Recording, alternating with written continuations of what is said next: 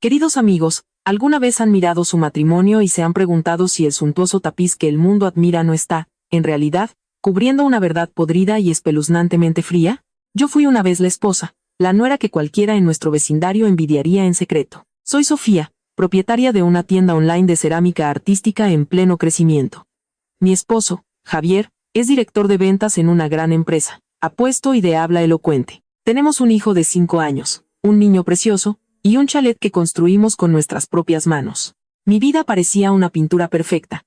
Un lugar con una suegra amable y donde la familia de mi cuñado vivía bajo el mismo techo, en un ambiente cálido y unido. El hermano menor de mi esposo, Mateo, es ingeniero de obras, un hombre honesto y sencillo. Su esposa, Lucía, mi cuñada, es una joven de apariencia dulce y frágil, que siempre me llamaba cuñada, cuñada con una dulzura empalagosa. En cada comida, mi suegra, Isabel, sonreía con ternura, mirándome con ojos llenos de orgullo. Esta casa tuvo la bendición de que entraras en ella como nuera. Sofía, eres tan talentosa como buena administradora. Mi Javier debió haber hecho algo muy bueno en otras vidas para merecerte. Esos elogios, esas sonrisas, fueron una vez el néctar que me embriagó, haciéndome creer que tenía la felicidad más completa del mundo. Pero, queridos oyentes, hay mentiras tan finamente tejidas que ni siquiera los implicados son conscientes de ellas. Hace unos 8 meses, mi cuadro perfecto comenzó a agrietarse, precisamente en nuestra cama. Javier, el esposo a quien amaba con todo mi ser, empezó a levantar un muro invisible entre nosotros. Ya no me abrazaba para dormir, no más besos de buenas noches apasionados. Cada vez que lo tocaba, se sobresaltaba y se apartaba. Su voz se convirtió en un estribillo familiar y doloroso. Déjalo, cariño, hoy estoy agotado por el trabajo, completamente destrozado. O bien, últimamente no tengo ganas, por favor, compréndelo. Al principio le creí. Me culpé por ser desconsiderada, me atormenté pensando que quizás estaba demasiado absorta en mi trabajo y no cuidaba lo suficiente a mi esposo. Cociné sus platos favoritos, compré lencería sexy, busqué todas las formas posibles de reavivar la pasión. Pero la respuesta fue siempre la indiferencia y una espalda que se volvía cada vez más fría. Se quedaba despierto hasta las 2 o 3 de la madrugada viendo fútbol o navegando por el móvil, pero se negaba rotundamente a tocarme. Su cansancio y apatía estaban reservados exclusivamente para su esposa. La tristeza se convirtió gradualmente en inseguridad, y luego en sospecha. Empecé a sufrir de insomnio, acostada junto al hombre de mi vida pero sintiéndome tan sola como en una isla desierta. Me preguntaba, ¿tendrá a otra fuera? ¿Alguna mujer que se ha llevado toda su pasión y ardor, para que al volver a casa solo me quede un cuerpo sin alma? La oportunidad de encontrar la respuesta llegó un domingo. Mi suegra y la familia de mi cuñado se fueron al pueblo de ella para una conmemoración familiar. En casa solo quedamos nosotros dos. Javier dijo, tengo que ir a la oficina a terminar un trabajo pendiente. Yo, en casa, decidí hacer una limpieza general, especialmente en el desván, ese lugar lleno de trastos viejos que nadie había tocado en mucho tiempo. Quería limpiar la casa, y también quería limpiar el desorden de mi corazón. Mientras reorganizaba unas viejas cajas de cartón, mi mano rozó accidentalmente una pequeña maleta de viaje negra, bien escondida detrás de un armario de madera roto. Estaba segura de que no era mi maleta, ni tampoco la de Mateo. La curiosidad me pudo, abrí la cremallera y, de repente, mi mundo entero se derrumbó ante mis ojos. Dentro no había ropa ni objetos importantes, sino algo que me hizo tambalear. Un frasco de lubricante, y no uno cualquiera. Estaba en una caja de terciopelo rojo, de una marca de lujo francesa. Del tipo que solo había visto en revistas para la alta sociedad. El frasco estaba casi a la mitad. Lo cogí temblando. Una sensación de asco y dolor se retorció en mi pecho. Él decía que estaba cansado, que no tenía ganas. Entonces, ¿qué era esto?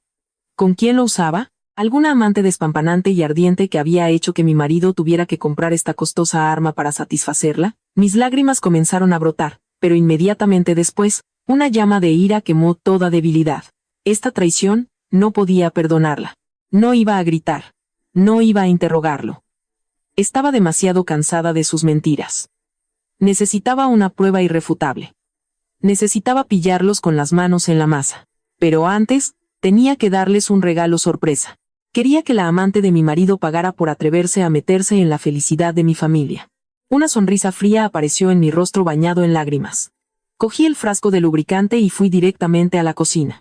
Del especiero, saqué un bote de chile en polvo Naga Jolokia, también conocido como pimiento fantasma, un regalo de un amigo que había viajado a la India. Sabía lo increíblemente potente que era. Mi mano se mantuvo sorprendentemente firme. Abrí la tapa del frasco y vertí una cantidad generosa de ese polvo rojo anaranjado mortal. Con un palillo, lo removí suave y meticulosamente hasta que el polvo picante se disolvió en el gel transparente. Una vez hecho, limpié cualquier rastro, volví a colocar el frasco en la maleta y la maleta en su sitio original, como si nadie la hubiera tocado. Esa noche, me acosté junto a Javier, fingiendo estar profundamente dormida. Pero en realidad, me había convertido en una depredadora, esperando pacientemente a que la presa cayera en la trampa. Sabía que esa noche el drama alcanzaría su clímax. Pasada la medianoche, Javier comenzó a moverse. Se giró ligeramente, me miró para asegurarse de que dormía y luego se levantó de la cama sigilosamente. No salió de la habitación, ni bajó al primer piso. Simplemente cogió su teléfono y entró en el baño de nuestro cuarto, cerrando la puerta con pestillo. Contuve la respiración, pegando la oreja a la pared. Oí el sonido suave del agua corriendo, y luego un largo silencio. Unos 15 minutos después, salió y abandonó sigilosamente nuestro dormitorio. Esta vez, oí claramente sus pasos. No bajaban las escaleras, sino que se detuvieron justo delante de la puerta de enfrente. Esa era la habitación de Mateo y Lucía. Sonó un clic muy suave, la puerta se abrió y se cerró. Sentí como si una mano invisible me estrujara el corazón. No podía ser. Pero, ¿podía seguir engañándome a mí misma? Me quedé allí, paralizada por el horror y el asco. El tiempo pasó en un silencio espeluznante. Y entonces, ¡ayuda! Me quemo. Un grito agudo, un grito que rasgó la noche, un grito lleno de dolor y pánico de una mujer, resonó desde esa misma habitación. La habitación de mi cuñada. Lucía. Estimados oyentes, la historia que estoy a punto de contar puede contener detalles recreados, a veces ficticios con la ayuda de la tecnología.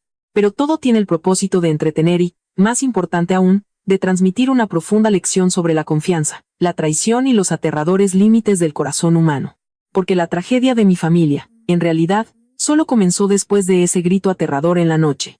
Toda la casa, sumida en el silencio, fue repentinamente desgarrada. El grito de Lucía fue como una daga afilada que apuñaló la falsa paz que teníamos. Inmediatamente, oí la puerta de la habitación de mi suegra abrirse de golpe. Y luego el sonido de sus pasos apresurados por el pasillo. Me incorporé de un salto, con el corazón todavía desbocado. Sabía que la obra había comenzado.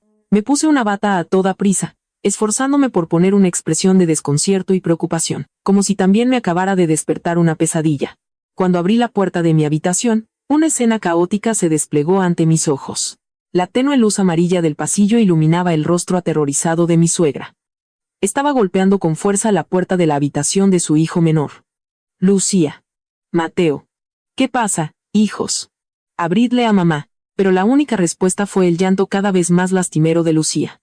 La puerta permanecía cerrada. En ese momento, mi marido, Javier, apareció corriendo de la nada. Solo llevaba un pantalón de pijama, el torso desnudo, con gotas de sudor en la frente. Su rostro estaba pálido, sin una gota de sangre, y sus ojos reflejaban un pánico extremo. Lucía, ¿qué te pasa?, gritó, con la voz quebrada por el miedo. Luego, junto a mi suegra, se puso a sacudir la puerta con fuerza. Yo me quedé en el umbral de mi habitación, observando en silencio su expresión de angustia. No era la preocupación de un cuñado por su cuñada. Era el pánico de un culpable, de alguien aterrorizado porque su crimen estaba a punto de ser descubierto. Después de un rato de forcejear, la puerta finalmente se abrió. Lucía la había desbloqueado desde dentro, y la escena que vimos hizo que mi suegra soltara un grito ahogado. Lucía estaba sentada en el suelo, con el pelo revuelto, su fino camisón descolocado. Temblaba de pies a cabeza, abrazándose con fuerza la parte inferior de su cuerpo, su bonito rostro ahora contraído por el dolor. Se retorcía, sollozando sin poder articular palabra. Dios mío, hija mía. ¿Qué te ha pasado? Mi suegra se abalanzó para abrazarla, pero quien actuó más rápido fue Javier. Corrió al lado de Lucía, se arrodilló y, con voz temblorosa, preguntó, ¿Qué te pasa? Dime qué ha ocurrido. Extendió la mano para tocarla, pero ella se echó hacia atrás de un respingo, gritando, no me toques. Duele mucho. Las miradas de Javier y Lucía se cruzaron por un instante, pero fue suficiente para que yo lo viera todo. No era la mirada de un cuñado y una cuñada. Era la mirada de dos cómplices, una señal llena de miedo y desesperación. Entré en la habitación, forzando un tono de preocupación. Lucía, ¿qué ha pasado? ¿Te has caído? Al oír mi voz, tanto Javier como Lucía se sobresaltaron. Lucía levantó la vista hacia mí. En sus ojos llenos de lágrimas, no solo vi dolor, sino también rabia y un destello de miedo imposible de ocultar. Tartamudeó, tratando de inventar una explicación. Yo estoy bien. Creo que me ha picado una araña. ¿Una araña? Una mentira torpe y ridícula. La picadura de una araña puede causar dolor e hinchazón. Pero ¿cómo podría provocar un dolor tan atroz que la hiciera retorcerse? Que una mujer gritara en mitad de la noche como si la estuvieran torturando. Además, ¿por qué el dolor estaba en un lugar tan sensible que tenía que abrazárselo con tanta fuerza? Mi suegra, crédula, al oír las palabras picadura de araña, se alarmó de inmediato. Cielo santo, esas arañas son muy peligrosas. Javier, corre al botiquín y trae la pomada para las picaduras. Rápido.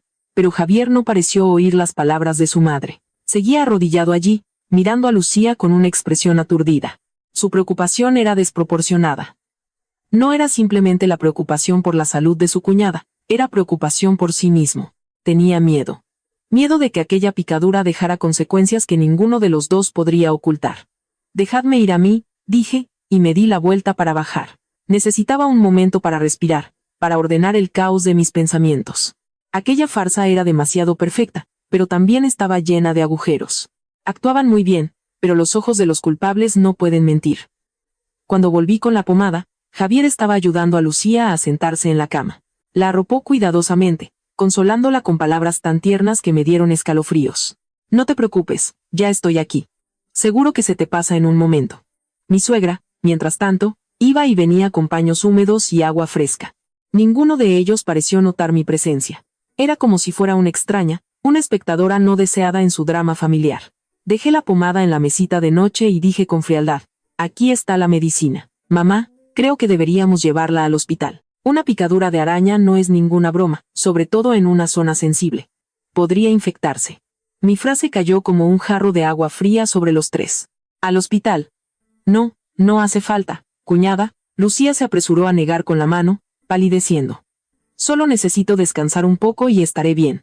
No hay necesidad de molestar a todo el mundo. Sí, hija, mi suegra la secundó. ¿Qué hospital va a estar abierto a estas horas? Dejemos que descanse. Ya veremos mañana. Javier se levantó de inmediato, mirándome con una expresión que era a la vez una súplica y una orden. Sofía, vuelve a la habitación a dormir. Aquí nos quedamos mamá y yo para cuidar de Lucía. Tú también has tenido un día largo, me estaba echando. Temía que si me quedaba, descubriría algo más. Necesitaba espacio privado para conspirar con su amante y su madre sobre cómo manejar la situación. De acuerdo, si eso es lo que quería. Vale. Pues si necesitáis algo, llamadme, dije, y me di la vuelta para volver a mi habitación. Cerré la puerta, pero no con llave. Me quedé pegada a ella, intentando escuchar su conversación. Oí a Javier susurrar. Mamá, ¿y si la llevo a una clínica privada? Hay una cerca de casa que está abierta 24 horas. Luego oí a mi suegra. De acuerdo. Deja que me cambie y voy contigo. Sofía se puede quedar en casa con el niño. Después de un silencio, oí los sollozos de Lucía. Lo siento, os estoy molestando mucho. Mi corazón se heló. Se estaban encubriendo mutuamente. Mi suegra, la mujer a la que siempre había respetado, la que siempre decía que me quería como a una hija, ahora estaba siendo cómplice del atroz pecado de su propio hijo y su nuera. Y Lucía, mi dulce e inocente cuñada, era en realidad una serpiente venenosa disfrazada de cordero. De repente, recordé que Mateo, el marido de Lucía y hermano de Javier, llevaba casi una semana de viaje de trabajo en unas obras en la costa. Y no era la primera vez. Mateo solía viajar a menudo por trabajo, y cada vez que se iba, Javier tenía una excusa para quedarse hasta tarde trabajando en la oficina desde casa. Yo lo había creído, incluso había admirado su dedicación. Pero ahora, todas las piezas del rompecabezas encajaban. Las noches que se quedaba despierto hasta tarde, las veces que estaba demasiado cansado para mí, no era por el trabajo. Era porque había agotado todas sus energías con otra mujer. Justo aquí, en esta misma casa. Me derrumbé en la cama, las lágrimas corrían sin control. Pero no eran lágrimas de debilidad, sino de una rabia incontenible. Me había equivocado. Había sido demasiado indulgente. No debería haber usado solo chile en polvo. Esa noche apenas dormí. Yacía en la enorme cama sintiéndome sola y perdida. Las imágenes de Javier y Lucía, sus gestos, Sus miradas atormentaban mi mente. No podía creer que las dos personas a las que más había amado y en las que más había confiado, pudieran traicionarme juntas de una manera tan vil. Aproximadamente una hora después, oí el sonido del coche de Javier regresando. No entró directamente en nuestro dormitorio, sino que se deslizó sigilosamente en la habitación de Lucía. Oí susurros, una conversación en voz baja. Pasó un buen rato antes de que regresara, de puntillas, a nuestra habitación. Creyó que estaba profundamente dormida. Se acostó a mi lado, su cuerpo todavía desprendía un leve olor a desinfectante de la clínica.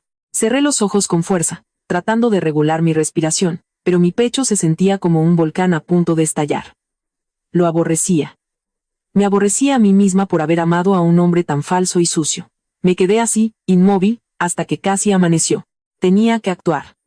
No podía permitir que la única prueba de este crimen desapareciera. Ese frasco de lubricante. Tenía que estar en mis manos. Cuando los primeros rayos de sol se colaron por la ventana, oí a Javier moverse y salir silenciosamente de la habitación. Sin duda, iba a deshacerse de la prueba. Esperé unos 5 minutos y luego salí sigilosamente de la cama. Fui directamente al desván, al lugar de la maleta negra.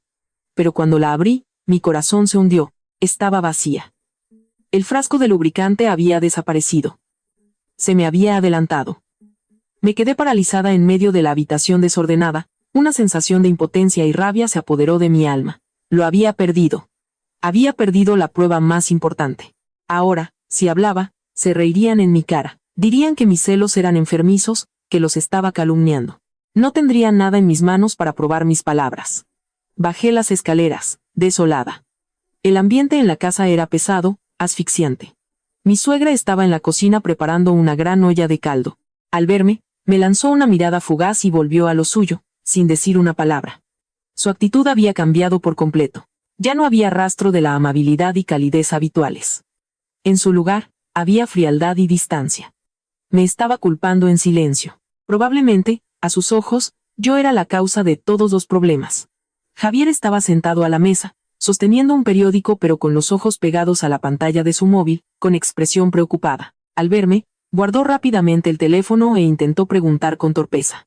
¿Ya estás levantada? ¿Dormiste bien anoche? Su sonrisa era tan falsa que resultaba ridícula. Lo miré directamente a los ojos, mi voz tan fría como el hielo. No muy bien. Con un grito desgarrador en mitad de la noche, ¿quién podría dormir? ¿Cómo está Lucía? Mi pregunta pareció desconcertar a Javier por un momento. Desvió la mirada y respondió apresuradamente. Ah, está mejor. El médico dijo que solo fue una reacción alérgica a una picadura de insecto. Unos días de medicación y estará bien. ¿Una picadura de insecto que requiere ir a una clínica de madrugada? ¡Qué cosa tan extraña!, dije, con la voz cargada de sarcasmo. La cara de Javier cambió de color. Sabía que sospechaba. Se levantó bruscamente. Bueno, tengo que ir a trabajar. Vigila a Lucía por mí, ¿vale? Dicho esto, cogió su maletín y se fue a toda prisa, como si huyera de un interrogatorio. Miré su espalda mientras se alejaba. Una oleada de desprecio me invadió. Era un cobarde. Ni siquiera se atrevía a enfrentarse a la verdad.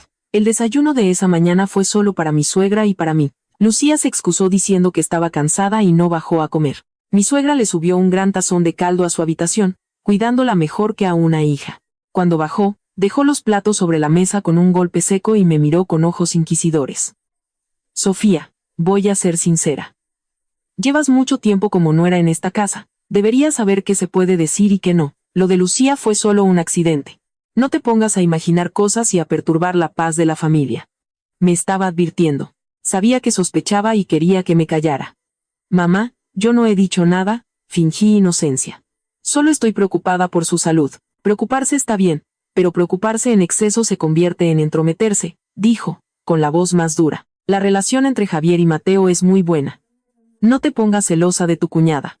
Las mujeres deben saber cuándo callar y cuidar de la familia si quieren ser felices. Al oír sus palabras, solo pude reír amargamente para mis adentros. ¿Cuidar de la familia? Esta familia llevaba mucho tiempo podrida por dentro. Estaban representando una obra de teatro y querían que yo fuera una marioneta obediente en ella. Pero se equivocaban. Ya no era la Sofía de ayer. La prueba física podía haber desaparecido, pero lo que había visto y oído estaba grabado a fuego en mi mente. Recordé pequeños detalles que antes había pasado por alto. Las veces que Mateo estaba de viaje de trabajo, Javier casualmente tenía trabajo hasta tarde. Las veces en la cena que Lucía cogía accidentalmente algo picante y Javier era el primero en darle un vaso de agua. Las veces que los vi hablando en voz baja en un rincón del patio, y se dispersaban rápidamente cuando me acercaba. Todo lo que antes consideraba un afecto normal entre cuñados, ahora se revelaba claramente como pruebas de su culpabilidad. Había perdido el frasco de lubricante, pero no me rendiría. Buscaría otras pruebas por mí misma. Pruebas que nadie pudiera negar. En esta guerra, no retrocederé. Desenmascararé a todos y cada uno de ellos. Reclamaré justicia para mí y para Mateo, mi pobre cuñado, que aún no sabe que su propio hermano y la esposa que ama le han puesto los cuernos más grandes que se puedan imaginar. Miré a mi suegra, la mujer sentada frente a mí, y le dediqué una sonrisa radiante. Sí, mamá, lo entiendo. No te preocupes, no haré nada que perjudique a nuestra familia. Pero en mi cabeza, un nuevo plan ya había comenzado a tomar forma. Los días siguientes, el ambiente en casa no era diferente al de un campo de batalla silencioso. Todos intentaban actuar con normalidad, pero la torpeza y la cautela eran evidentes en cada mirada, en cada gesto. Javier me evitaba casi todo el tiempo. Se iba a trabajar temprano por la mañana y volvía cuando yo ya estaba en la cama. Si nos cruzábamos por casualidad en la cena, mantenía la cabeza gacha, evitando mi mirada. Lucía ya caminaba con normalidad, pero siempre buscaba la manera de quedarse en su habitación, con la excusa de que aún no se sentía bien. Solo salía cuando mi suegra estaba cerca, siempre escondiéndose detrás de ella como un polluelo en busca de protección. Pensaban que con el silencio, con el paso del tiempo, todo quedaría en el olvido. Pensaban que volvería a ser sumisa, que volvería a soportarlo como siempre. Pero no sabían que hasta el gusano más humilde se revuelve cuando lo pisan. Mi silencio no era una rendición, sino la preparación para una tormenta mucho mayor. Decidí que no los dejaría en paz. Comencé a lanzar sutiles ataques psicológicos para ver hasta dónde llegaba su límite de resistencia. Esa noche, para la cena, preparé deliberadamente un menú lleno de platos picantes. Pollo al ajillo con guindillas extra, una sopa de marisco picante, e incluso a las costillas agridulces les añadí unas rodajas de pimiento picante. Sabía que Lucía no podía comer picante, pero aún así, presenté los platos con una sonrisa. Hoy he aprendido unas recetas nuevas en internet, probadlas a ver qué tal. Cuando puse el plato de pollo al ajillo, rojo y brillante, sobre la mesa, vi como el rostro de Lucía cambiaba de color. Le lanzó una mirada de pánico a Javier. Él también frunció ligeramente el ceño, pero no se atrevió a decir nada. Durante la cena, Lucía solo se atrevió a picotear un poco de verdura cocida. Al verlo, le serví un gran trozo de pollo en su plato, con tono preocupado. ¿Por qué no comes nada, Lucía? Este plato está delicioso, pruébalo, te sentará bien. El trozo de pollo en su plato era como un carbón al rojo vivo.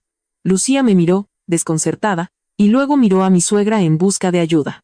Mi suegra intervino de inmediato, con un tono algo molesto. Sofía, ¿no sabes que Lucía no puede comer picante? ¿Qué forma es esta de cocinar? Oh, lo siento mucho, fingí estar alarmada. Últimamente estoy muy despistada. Será porque vi esas erupciones en la piel de Lucía y pensé que se parecían a una alergia a la comida picante. Así que supuse que le gustaría. Mis palabras fueron como una aguja que pinchó directamente el miedo de Lucía. Erupciones. Usé esa palabra a propósito. Alergia a la comida picante. Le estaba recordando su farsa de la picadura de araña. El rostro de Lucía se quedó blanco como el papel. Dejó los cubiertos sobre la mesa, temblando. Ya he terminado. Con vuestro permiso, subo a mi habitación. Dicho esto, se levantó apresuradamente, casi huyendo de la mesa. Javier también dejó rápidamente su plato. Yo también he acabado. Voy a ver cómo está Lucía. Observé sus dos figuras, una detrás de la otra, salir corriendo y no pude evitar una sonrisa burlona. Se estaban delatando a sí mismos. Un simple plato de comida había sido suficiente para aterrorizarlos. La cena continuó solo conmigo y mi suegra. Me miró con desaprobación. Sofía, sé lo que estás pensando, pero recuerda que no hay nada oculto que no haya de ser manifestado. Hay cosas que no puedes forzar solo porque quieras. Me estaba advirtiendo de nuevo, pero esta vez, en sus palabras, percibí un matiz diferente. No hay nada oculto que no haya de ser manifestado. Estaba admitiendo implícitamente que había una verdad oculta y que ella la conocía, o simplemente intentaba asustarme para que dejara de escarbar. No podía estar segura, pero sabía que iba por el buen camino. No me detuve ahí. Empecé a prestar atención al más mínimo detalle en la casa. Descubrí que cada vez que mi suegra no estaba en casa, Javier y Lucía se comportaban de manera muy sospechosa. No hablaban mucho entre ellos, pero tenían una comunicación no verbal llena de dobles sentidos. Cuando estaba viendo la televisión en el salón, Javier pasaba y dejaba caer accidentalmente algo cerca de donde estaba sentada Lucía. Cuando ella se agachaba a recogerlo, sus manos se rozaban por un instante. O durante la cena, mientras mi suegra y yo hablábamos, sus pies se rozaban suavemente bajo la mesa. Esos gestos eran rápidos, discretos, pero no escapaban a mi vista. Me había convertido en una detective, una observadora silenciosa en mi propia casa. Cada mirada, cada ligero roce entre ellos quedaba registrado en mi mente, convirtiéndose en piezas del rompecabezas de culpabilidad que intentaban ocultar. Me di cuenta de que no solo tenían una relación física, había entre ellos un vínculo, un secreto más grande que aún no podía descifrar. Una vez, estaba en la cocina pero oí que hablaban en voz muy baja en el salón. Me acerqué sigilosamente, escondiéndome detrás de la pared. Oí fragmentos de la voz de Javier. Tenemos que ser más cuidadosos, no dejes que ella descubra nada. Luego la respuesta de Lucía, con un hilo de ansiedad. Lo sé, pero tengo mucho miedo. ¿Y si? ¿Y si mamá se entera? No te preocupes, mamá no se enterará. Si seguimos el plan al pie de la letra, todo será nuestro. ¿Plan? ¿Qué plan? Todo será nuestro. ¿Quiénes eran nosotros? ¿Javier y Lucía? ¿Y qué era todo? Mi corazón latía con fuerza. Era esto. Esto era lo que estaba buscando. Este affair no era solo por lujuria. Detrás había una conspiración, un plan cuidadosamente calculado, pero aún no tenía pruebas. Lo que había oído eran solo frases sueltas, sin principio ni fin. Si me enfrentaba a ellos ahora, lo negarían todo. Necesitaba algo más claro, una prueba irrefutable. Necesitaba escuchar toda su conversación, ver todos sus movimientos. No podía estar siempre acechando así. Y entonces, una idea cruzó mi mente. Necesitaba otros ojos, otros oídos. Un testigo silencioso que pudiera estar con ellos 24/7 sin levantar la más mínima sospecha. La sospecha de una conspiración mayor rondaba mi mente, impidiéndome comer o dormir bien. Sabía que no podía actuar a ciegas. Agitar las aguas ahora solo los pondría más en guardia y los haría borrar cualquier rastro. Necesitaba un as en la manga, un arma secreta que pudiera registrar toda la verdad sin que nadie lo supiera. Después de muchas noches de insomnio, finalmente encontré la solución. Fue una decisión audaz, incluso temeraria. Pero sabía que era la única manera. A la mañana siguiente, con la excusa de ir a comprar más arcilla de un pueblo de ceramistas, conduje hasta una tienda especializada en dispositivos electrónicos de alta tecnología en el centro de la ciudad. Entré en la tienda, con el corazón latiéndome un poco acelerado. El dependiente era un joven. Al ver mi expresión algo cohibida, sonrió profesionalmente. Buenos días, señora, ¿en qué puedo ayudarla? Respiré hondo, tratando de mantener la voz tranquila. Quería encontrar una cámara oculta, de las súper pequeñas. Quiero instalarla en casa por si entran a robar. El empleado asintió comprensivamente y me llevó a una vitrina que exhibía una gran variedad de cámaras de todas las formas y tamaños. Había algunas camufladas en botones de camisa, otras dentro de un bolígrafo. Pero lo que captó mi atención fue un dispositivo diminuto, ingeniosamente oculto en el ojo de un oso de peluche. Era perfecto. ¿Quién podría sospechar de un adorable osito de peluche? El empleado me explicó detalladamente cómo usarlo. La cámara tenía alta resolución, capacidad para grabar vídeo y audio nítidos, incluso en condiciones de poca luz. Se conectaba directamente a mi teléfono a través de Wi-Fi, permitiéndome ver en directo todo lo que ocurría en casa desde cualquier lugar. Lo más importante era que su batería podía durar varios días, y se recargaba con un simple puerto USB. No lo dudé ni un segundo y lo compré. Sosteniendo el oso de peluche en mis manos, sentí que tenía una bomba de relojería. Podría destruir esta familia, pero también era la única llave para mi liberación. Al volver a casa, tenía que encontrar una excusa razonable para colocar a este testigo especial en la posición más estratégica. Por suerte, la oportunidad se presentó esa misma tarde. Leo, mi hijo de 5 años, mientras jugaba, rompió accidentalmente su oso de peluche favorito. El niño se echó a llorar a gritos, y no había forma de consolarlo. Saqué el nuevo oso de peluche y le dije con ternura: Leo, cariño, no llores más. Mamá tiene un oso nuevo, aún más bonito, para ti. Este osito será tu amigo y jugará contigo todos los días, ¿vale? Al ver el nuevo oso, el niño dejó de llorar al instante. Lo abrazó con fuerza, gritando de alegría.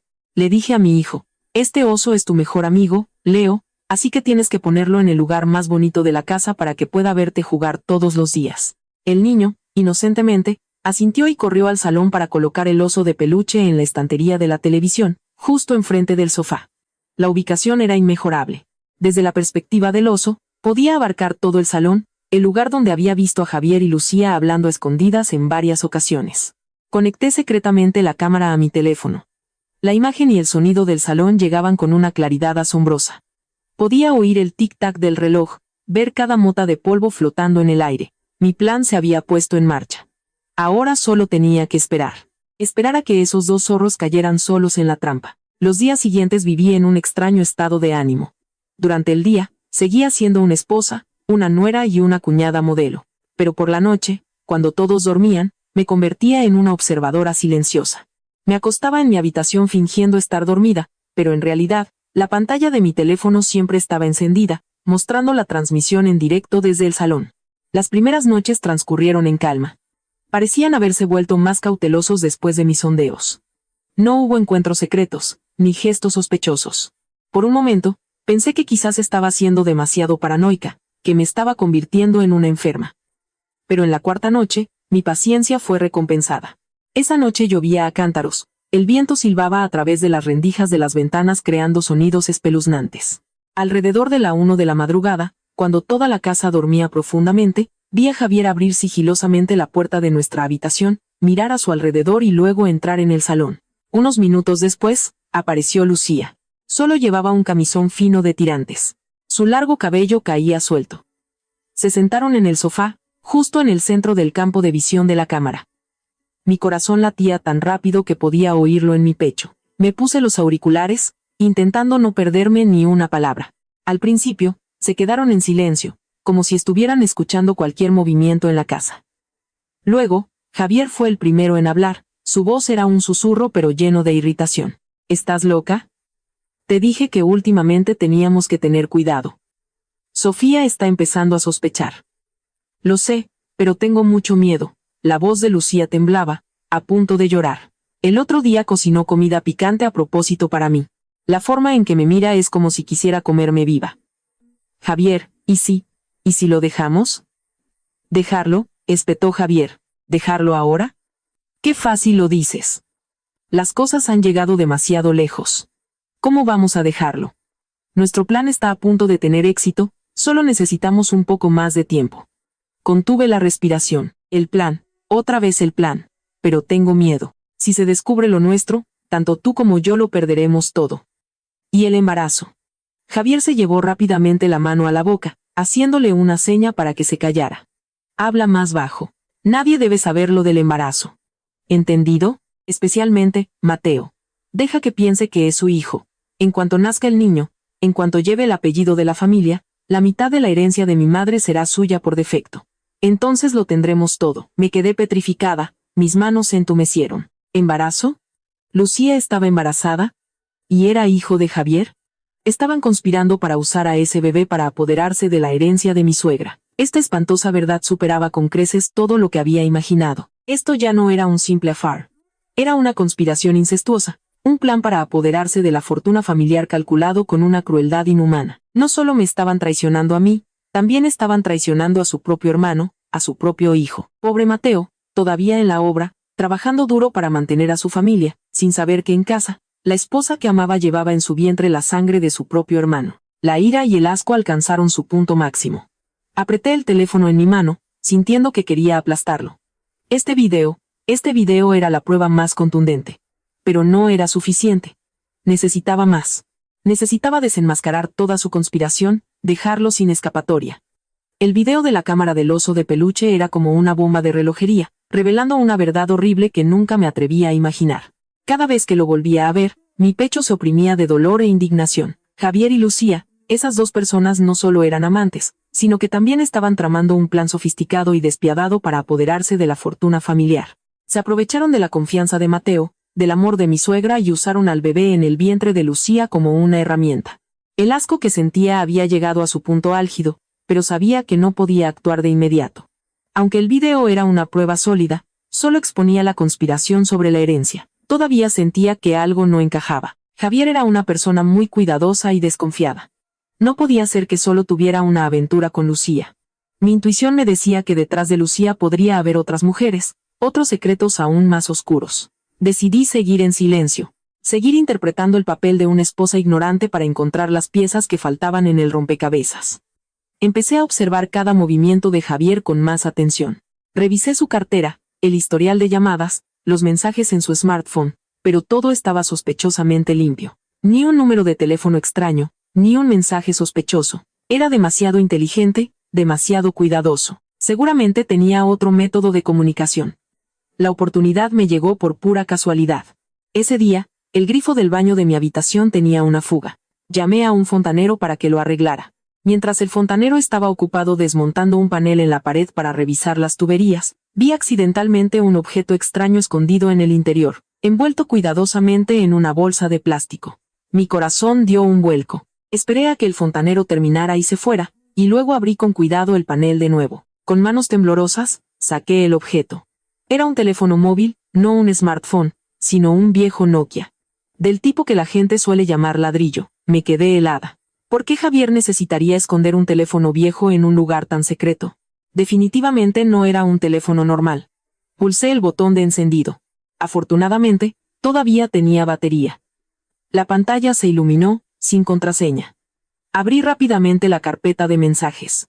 Y lo que leí me revolvió el estómago. Había decenas de mensajes de un único número, guardado con un nombre extraño, clienta VIP. Pero el contenido no tenía nada de VIP. Eran palabras vulgares, sucias y depravadas. Javier, ¿a qué hora vienes esta noche? Ya tengo preparados los juguetes nuevos. Lo de ayer me encantó.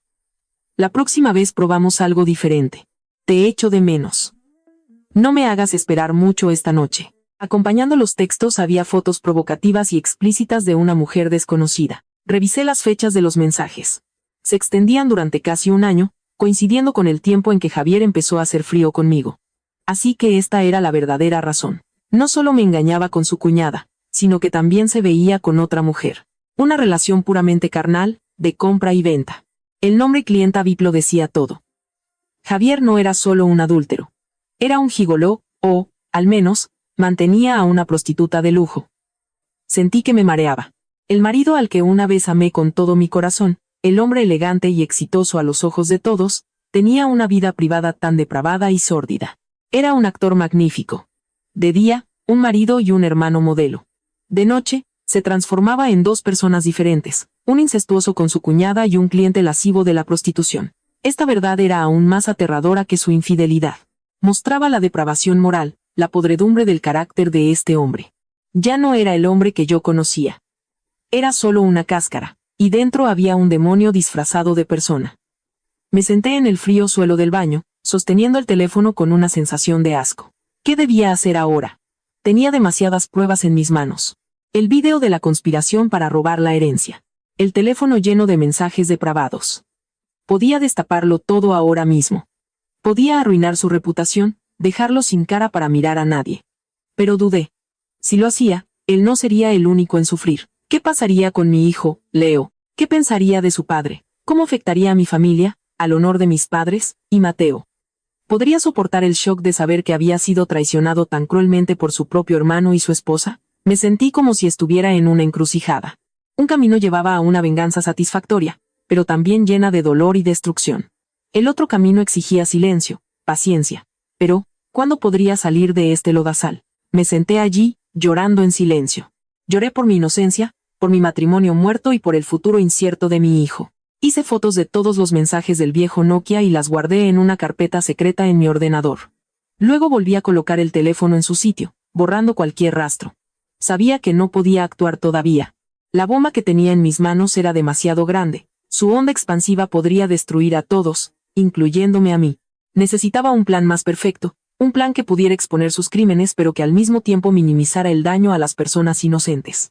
Tenía que ser más fuerte, más racional. Esta guerra no era solo por venganza, sino también para proteger a mi hijo y encontrar un nuevo camino para mí. Me sequé las lágrimas. Me levanté. La mirada que me devolvió el espejo ya no era la de una mujer desconsolada, sino la de una guerrera. No me derrumbaría. Lucharía hasta el final. Después de descubrir el teléfono secreto, supe que esta partida era mucho más compleja de lo que había imaginado. Javier no solo era un incestuoso, sino también un hipócrita con relaciones extramatrimoniales depravadas. Tenía en mis manos 2 bombas, el vídeo de la cámara del oso de peluche y los mensajes del viejo Nokia. Pero entendí que si lanzaba ambas bombas a la vez, la explosión podría herirme a mí también. Necesitaba el momento adecuado, un escenario perfecto para bajar el telón de esta farsa. Decidí dejar de lado por el momento el asunto de la clienta VIP y centrarme en el objetivo inmediato: desenmascarar la relación ilícita entre Javier y Lucía y su plan para apoderarse de la herencia. Necesitaba pillarlos infraganti. Una prueba viva, innegable, tendría más peso que 1000 palabras. Pero, ¿cómo crear esa oportunidad? Se habían vuelto muy cautelosos. Desde el incidente del chile en polvo, apenas hacían movimientos sospechosos cuando yo estaba en casa. Solo se atrevían a encontrarse en el salón en mitad de la noche, cuando creían que yo dormía profundamente. Necesitaba una excusa para ausentarme de casa el tiempo suficiente para que bajaran la guardia y mostraran sus verdaderas caras. Y entonces, el cielo me sonrió. La oportunidad de oro había llegado. Una mañana, mi suegra recibió una llamada del pueblo. Su madre, mi abuela política, estaba enferma y había sido hospitalizada. Como era la hija mayor, tenía que volver urgentemente para cuidarla. Tendré que estar en el pueblo unos 3 o 4 días. Cuidaos mucho aquí, nos dijo durante el almuerzo, con la voz llena de preocupación. Al oír la noticia, mi corazón se aceleró. Era esto. Esta era la oportunidad que estaba esperando. Mi suegra era su último escudo. Con ella fuera, no tendrían a nadie a quien temer. Al mismo tiempo, Mateo seguía de viaje de trabajo en la obra y no volvería hasta el fin de semana siguiente. Esta casa, durante los próximos 3 días, se convertiría en el paraíso de Javier y Lucía. Los miré de reojo. Efectivamente, aunque ambos intentaban mostrar preocupación por la salud de la abuela, no pude pasar por alto el destello de alegría en sus ojos cuando se miraron. Pensaban que su momento había llegado, pero no sabían que también era mi momento. Inmediatamente, un plan audaz se formó en mi cabeza. No me limitaría a ausentarme, crearía una farsa, una trampa perfecta para atraerlos. A la mañana siguiente, justo cuando mi suegra se iba con su maleta a la estación, yo también empecé a hacer mi equipaje. Javier preguntó sorprendido, ¿a dónde vas? Me giré para mirarlo, forzando una expresión de tristeza. Mi madre en el pueblo tampoco se encuentra bien. Aprovechando que mamá va para allá, quería pedirte permiso para ir a cuidarla unos días. Hace mucho que no la visito. Era una mentira. Mi madre estaba perfectamente sana, pero sabía que era la excusa más razonable. Al oírme, Javier no mostró la menor sospecha. De hecho, pareció muy comprensivo y me apoyó. Claro, ve tranquila. Los padres también necesitan que los cuiden. No te preocupes por la casa, yo me encargo. Su voz era suave y cálida, pero a mis ojos, era pura hipocresía. Estaba loco de alegría porque pronto estaría a solas en casa con su amante. Incluso me ayudó solícitamente a llevar la maleta al coche, dándome todo tipo de recomendaciones. Ten cuidado en el camino. Llámame cuando llegues. Y cuídate mucho. Asentí, intentando ocultar el desprecio en mi mirada. Abracé a mi hijo, besando su mejilla. Leo, pórtate bien con papá, ¿vale? Mamá se va unos días, pero volverá muy pronto. El niño, inocente, no quería que me fuera. Mirarlo me oprimió el corazón. Estaba haciendo todo esto también por darle un futuro mejor, un entorno más limpio, para que no tuviera que crecer en una familia llena de mentiras y engaños. Subí al taxi, despidiéndome de padre e hijo con la mano. El coche arrancó, alejándome de ese chalet, pero no fui a casa de mi madre. Le pedí al taxista que diera unas vueltas por la ciudad, y luego me dejara en un pequeño y discreto hotel en otro distrito. Había reservado una habitación allí el día anterior. Este sería mi centro de operaciones durante los próximos 3 días. Al llegar al hotel, lo primero que hice fue abrir mi teléfono y conectarme a la cámara del oso de peluche. La imagen del salón apareció nítida, todo estaba en calma. Me senté en la cama, sin apartar los ojos de la pantalla. Era a la vez la directora y la única espectadora de la obra que yo misma había montado. Sabía que no actuarían de inmediato. Esperarían. Esperarían a que cayera la noche, a que pensaran que todo era completamente seguro. Pasé todo el día en la habitación del hotel, vigilando cada movimiento en la casa. Vi a Javier llevar a nuestro hijo al colegio y luego irse a trabajar. Lucía se quedó en casa, paseando de un lado a otro con una expresión de impaciencia que no podía ocultar. Por la tarde, Javier recogió al niño. Se comportó como un padre ejemplar, jugando con él, bañándolo, dándole de cenar. Lucía también interpretó el papel de una tía buena, ayudando a su cuñado a cuidar de su sobrino. Al ver esa escena de familia feliz a través de la pantalla, solo sentí náuseas. Estaban representando una obra perfecta. Por la noche, después de acostar a Leo, Javier y Lucía se sentaron a ver la televisión en el salón. Mantenían una cierta distancia, hablaban con moderación, pero sabía que solo era la calma antes de la tormenta. Sobre las 10 de la noche, Lucía se levantó. Voy a acostarme. Tú también deberías dormir pronto. Javier asintió.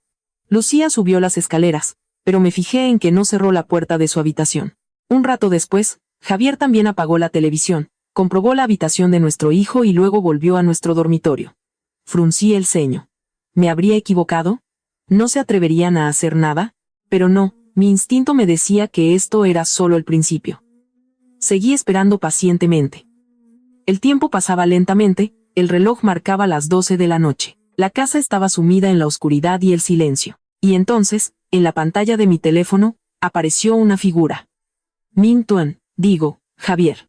Abrió sigilosamente la puerta de nuestro dormitorio, miró por el pasillo y luego la cerró suavemente. Pero no bajó las escaleras. Se dirigió directamente a la puerta entreabierta de enfrente. La habitación de Lucía. Mi corazón se encogió. Ahí estaba. La función principal comenzaba oficialmente. En el momento en que la puerta de la habitación de Lucía se cerró detrás de Javier, sentí que la sangre se me helaba. La pantalla de mi teléfono ahora solo mostraba la imagen de un salón vacío, pero mi imaginación dibujaba las escenas repugnantes que estaban ocurriendo detrás de esa puerta cerrada. La espera, la preparación, todo se había acumulado para este momento. Tenía la prueba en video de su conversación, pero sabía que para que no pudiera negarlo, para que mi suegra se convenciera por completo, necesitaba algo más fuerte. Necesitaba pillarlos en el acto. No podía esperar ni un segundo más. Cogí una chaqueta y salí corriendo del hotel. Llamé a un taxi. Mi voz temblaba mientras le daba la dirección de mi casa. Durante todo el trayecto, mi corazón latía como si fuera a salirse del pecho. Miles de preguntas, miles de escenarios pasaban por mi mente. ¿Qué haría cuando entrara? ¿Qué diría? ¿Tendría la calma suficiente para enfrentarme a esa horrible escena? El coche se detuvo al principio de la calle. Pagué y corrí hacia mi casa. Todo el vecindario dormía, solo las tenues farolas amarillas iluminaban la calle desierta. Usé mi llave de repuesto para abrir la verja y luego la puerta principal con sumo cuidado. La casa estaba en un silencio sepulcral, envuelta en oscuridad. Me quité los zapatos sigilosamente y caminé sobre el suelo frío sin hacer el más mínimo ruido. Subí las escaleras, paso a paso, con el corazón en un hilo. Me paré frente a la puerta de la habitación de Lucía. Estaba solo entornada, sin luz en el interior, solo una oscuridad densa. Oí susurros, la voz de Javier y la de Lucía. Aún no dormían, estaban hablando. El odio superó al miedo. Levanté la mano, lista para abrir la puerta de par en par. Estaba preparada para enfrentarme a todo. Estaba preparada para que esta farsa terminara en humillación y vergüenza. Pero justo cuando mis dedos estaban a punto de tocar la puerta, unas palabras llegaron a mis oídos y me dejaron paralizada. Su conversación no era de amantes, no eran las confidencias de una pareja. Era una negociación, un cálculo siniestro. Mamá solo se ha ido unos días y ya no puedes esperar. La voz de Lucía sonaba algo resentida. ¿Esperar a qué?, espetó Javier. ¿No ves que Sofía está como un halcón últimamente? Nos está vigilando. Me temo que ha puesto micrófonos en la casa, no me extrañaría. Tenemos que acelerar el plan. Me quedé petrificada. Mi mano flotaba en el aire. ¿Micrófonos? Lo sospechaba. Menos mal que no entré. Pero eso es muy peligroso, Lucía parecía asustada. ¿Y si Mateo se entera? Si lo descubre, nos matará a los dos. ¿Y qué va a saber él? Se burló Javier, con una risa cruel y despectiva. Es un ingenuo, ¿no lo sabes? Desde pequeños ha sido mi sombra. Confía en mí ciegamente. Lo que yo digo va a misa. Solo necesito organizar un pequeño accidente en la obra, un andamio que se derrumba o un cortocircuito, y todo estará solucionado. Mis manos se entumecieron. Accidente, andamio que se derrumba, cortocircuito. No solo querían robarle la mujer a Mateo, no solo querían engañarlo, también estaban planeando matarlo. Matar a su propio hermano. Esta verdad era 100.000 veces más aterradora que la infidelidad. Ya no era una cuestión de moral familiar. Era un crimen, un asesinato premeditado. Un sudor frío me recorrió la espalda. Me di cuenta de lo ingenua que había sido. Solo pensaba en destapar su aventura, pero nunca imaginé que descubriría una conspiración mucho más oscura y cruel. Oí a Lucía temblar. Pero, ¿no es demasiado cruel, Javier? Al fin y al cabo, es mi marido. ¿Cruel? rió Javier con amargura. ¿Qué es eso comparado con lo que vamos a conseguir? Piénsalo, todo este chalet, el terreno del pueblo del que mamá tiene las escrituras, incluso la tienda de cerámica de la otra. Además, cuando Mateo muera, tú serás la heredera legal de sus bienes. Y yo encontraré la manera de echar a Sofía con las manos vacías. Mamá ya es mayor, tarde o temprano todo será mío. Entonces, todo será nuestro. Serás la señora de esta casa, no tendrás que vivir a escondidas como ahora. Me apoyé en la pared para no caerme. Su plan era demasiado perfecto, demasiado cruel. Querían apoderarse de todo. Querían eliminar a cualquiera que se interpusiera en su camino. Y yo también estaba en su lista de objetivos. Ya no era la esposa de Javier a sus ojos. Solo era un obstáculo, una espina que había que arrancar. La ira que sentía se convirtió en un miedo atroz. No temía por mí, sino por Mateo. Él estaba allí fuera, sin saber que la guadaña de la muerte pendía sobre su cabeza, y que quienes la sostenían eran su propio hermano y su esposa. Ya no podía entrar. Si lo hacía, sabrían que lo había oído todo. No solo intentarían silenciarme, sino que podrían acelerar el plan para dañar a Mateo. Tenía que retirarme. Tenía que encontrar otra manera, una manera de salvar a Mateo y al mismo tiempo, llevar a estos dos monstruos ante la justicia. Retrocedí lentamente, paso a paso, intentando no hacer el más mínimo ruido. Salí de la casa, cerrando la puerta con la mayor suavidad posible. Caminé en la noche oscura, las lágrimas corrían por mis mejillas. Pero esta vez no lloraba solo por la traición, sino por la crueldad del corazón humano. Queridos oyentes, quizás en la vida oímos a menudo historias de infidelidad, de engaños a espaldas de uno. Pero cuando la traición no se detiene en los sentimientos, sino que se convierte en una conspiración para arrebatar la vida de un ser querido, ya no es una historia de moral, sino de humanidad. Demuestra que cuando la codicia y el egoísmo alcanzan su punto máximo, las personas pueden volverse aterradoramente crueles. Y ante el mal, el silencio no es una opción. Luchar para proteger la justicia y a los inocentes es nuestra responsabilidad. Aquella noche aterradora cambió por completo el rumbo de mi batalla. El problema ya no era simplemente destapar una infidelidad para divorciarme. Se había convertido en una carrera contrarreloj para salvar una vida. Regresé al hotel en estado de pánico, pero la razón me decía que debía mantener la calma. Inmediatamente llamé a la persona en quien más confiaba. Mi hermana mayor, Elena. Es una abogada inteligente, astuta y me quiere muchísimo. Mientras le contaba toda la historia por teléfono con voz temblorosa, se quedó en silencio un buen rato. Sabía que ella también estaba en shock. Luego, habló con un tono firme y decidido. Sofía, escúchame bien. No actúes sola bajo ningún concepto. Tienes que volver a casa inmediatamente y actuar como si no hubiera pasado nada. Cuanto más asustada estés, más sospecharán. Pero, ¿y Mateo? Elena, sollocé. No puedo dejar que lo maten. Podrían actuar en cualquier momento. Lo entiendo, su voz se suavizó. Deja que yo me encargue de lo de Mateo. Encontraré la manera de contactarlo, de advertirle de la forma más sutil posible para no levantar sospechas. Tu trabajo ahora es proteger tu propia seguridad y la de Leo, y al mismo tiempo, reunir más pruebas de su conspiración de asesinato. Tu palabra por sí sola no es suficiente para condenarlos. Las palabras de mi hermana fueron como un sedante que me ayudó a calmarme. Tenía razón. No podía derrumbarme ahora. Tenía que ser más fuerte, más racional que nunca. A la mañana siguiente, recogí mi equipaje y volví a casa. Intenté mantener la expresión más natural posible, diciendo que echaba demasiado de menos a mi hijo y por eso había vuelto antes. Javier y Lucía parecieron un poco sorprendidos, pero al ver que mi actitud era normal, no sospecharon nada. La vida en la casa volvió a su falsa normalidad. Pero para mí, cada segundo que pasaba era una tortura. Tenía que vivir con dos asesinos a sangre fría, sonreírles, comer en la misma mesa y dormir en la misma cama que el hombre que conspiraba para matar a su propio hermano.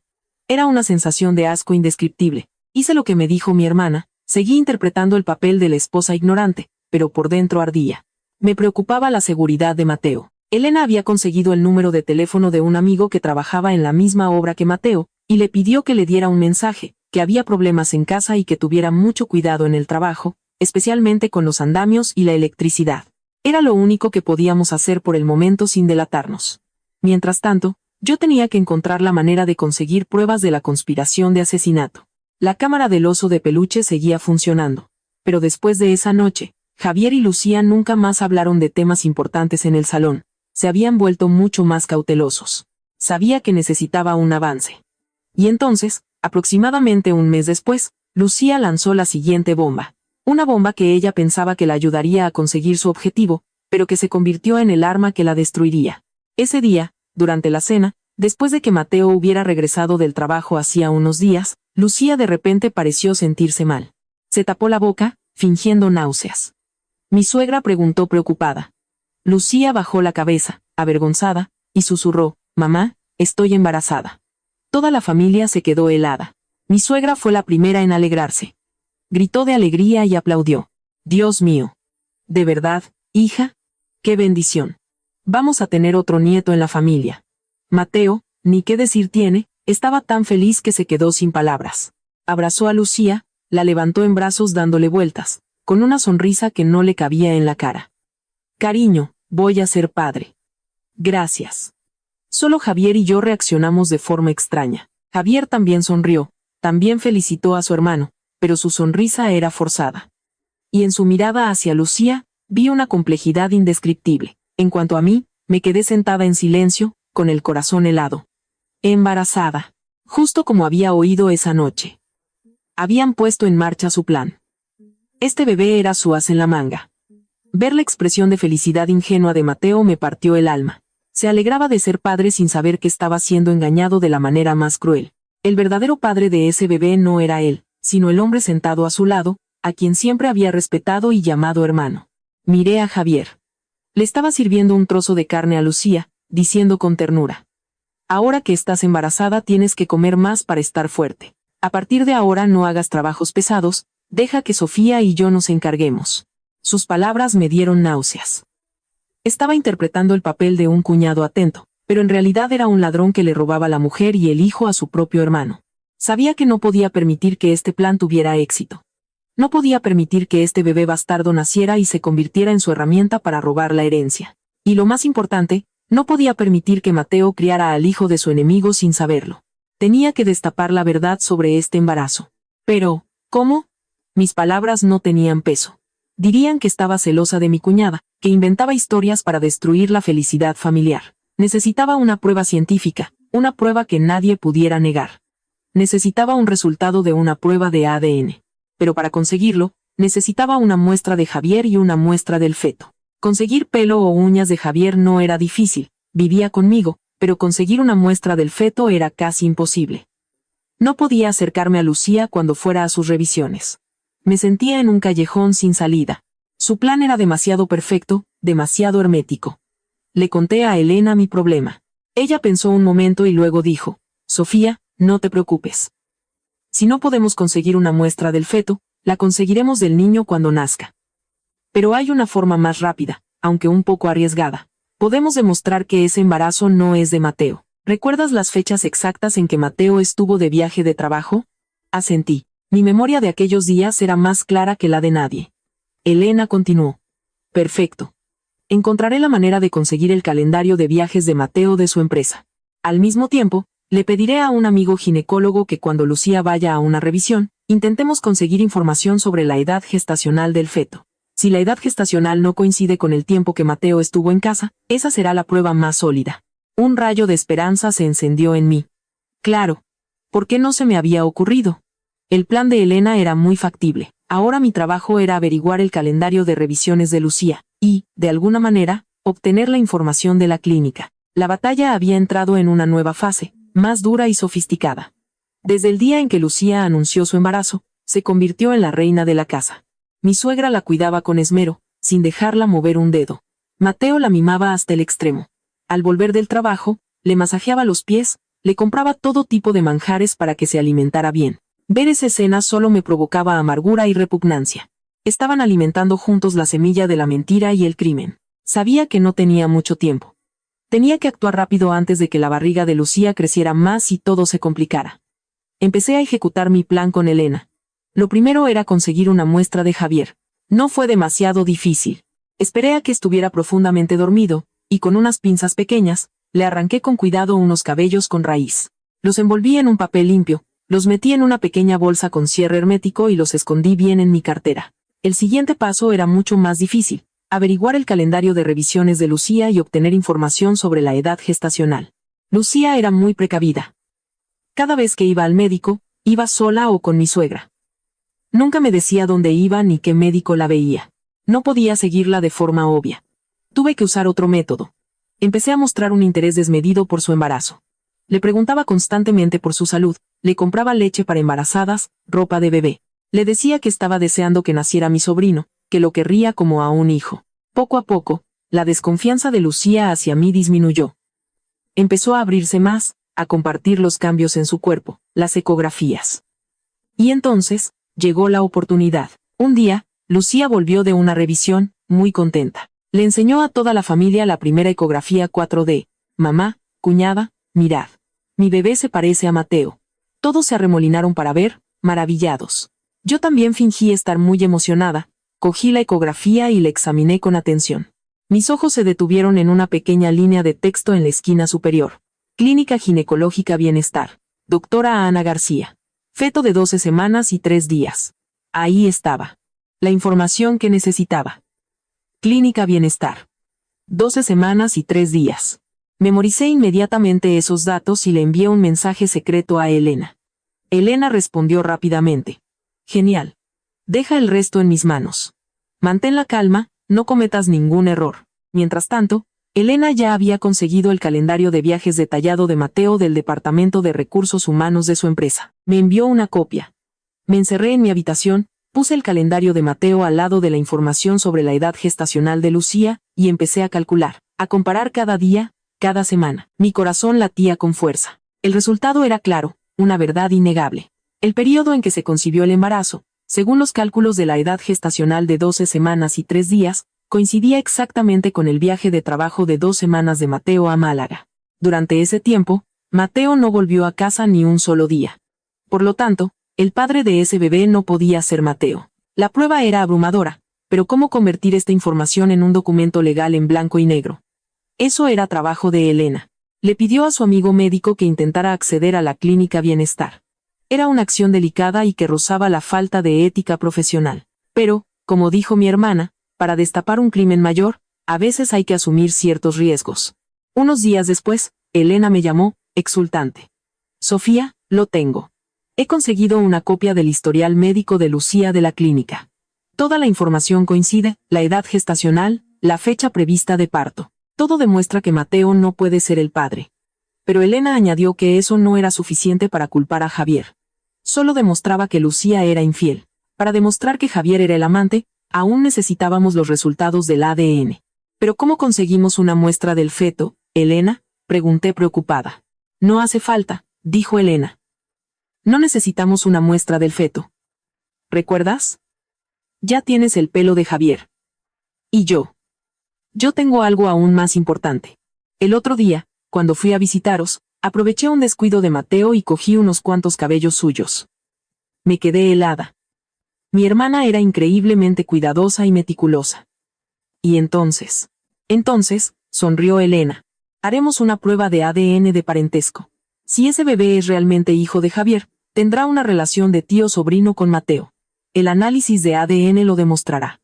No confirmará al 100% que Javier es el padre, pero demostrará que el bebé y Mateo comparten la misma línea de sangre y que su relación es de tío-sobrino. Combinado con la prueba de la infidelidad de Lucía y el vídeo que tienes, Javier no podrá negarlo. Respiré aliviada. Por fin había una manera. Elena me dijo que tenía que encontrar la forma de conseguir una muestra del bebé después de que naciera. Podía ser pelo, uñas o el cordón umbilical. Pero no quería esperar tanto. Temía que durante ese tiempo volvieran a intentar algo contra Mateo. Le dije a mi hermana. Elena, tengo una idea. A Lucía se le cae mucho el pelo, sobre todo desde que está embarazada. Hay pelos suyos por toda la casa, en la almohada, en el cepillo. ¿Puedo recogerlos? ¿Se puede analizar eso? Claro, la voz de Elena era pura emoción. El pelo caído se puede analizar si tiene la raíz. Recoge con cuidado todos los que puedas. Ponlos en una bolsa aparte. Enviaré las 3 muestras, la de Javier, la de Mateo y el pelo de Lucía, al laboratorio. Pueden analizar el ADN de Lucía a partir de su pelo y compararlo con el de Javier y Mateo. Si los resultados muestran que Javier y Lucía son los padres de un niño que tiene una relación de parentesco con Mateo, esa será la prueba final. El plan era perfecto, todo estaba en marcha. Empecé mi trabajo silencioso, recogiendo los cabellos de Lucía, esperando el día en que la verdad saliera a la luz. La red de la justicia es lenta, pero segura. Creía que el día en que Javier y Lucía pagaran por sus crímenes no estaba lejos. Mientras yo recogía pruebas en secreto y esperaba los resultados del ADN, ocurrió algo terrible. Algo que casi convierte la conspiración de Javier y Lucía en realidad.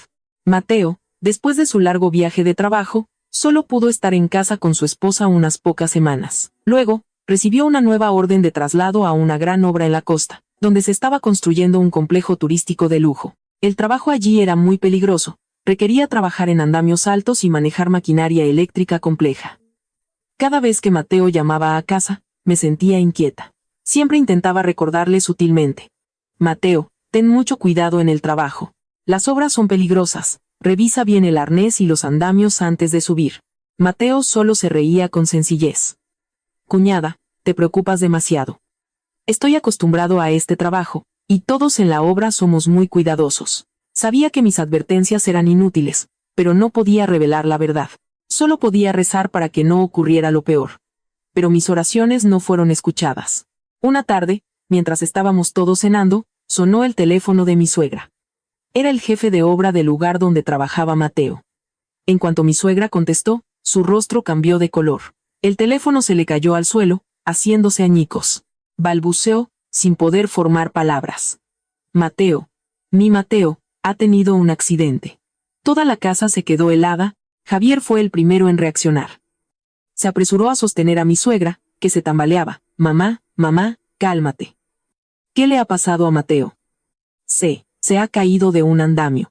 Está en urgencias en el hospital provincial. Su voz se quebró y se desmayó. La casa se sumió en el caos. Javier intentaba reanimar a su madre mientras llamaba para confirmar la información. Lucía lloraba desconsoladamente, gritando el nombre de Mateo. Ver su actuación me dio asco. Si a Mateo le pasaba algo, ella sería la más feliz. Nos fuimos urgentemente en coche al hospital provincial. El viaje de varias horas fue una tortura. Mi suegra y Lucía lloraron todo el camino. Javier iba en el asiento del copiloto, con el rostro tenso y pensativo. Yo me senté en silencio en un rincón, con un torbellino de emociones. Estaba a la vez aterrorizada por la vida de Mateo y consumida por una rabia infinita. ¿Accidente?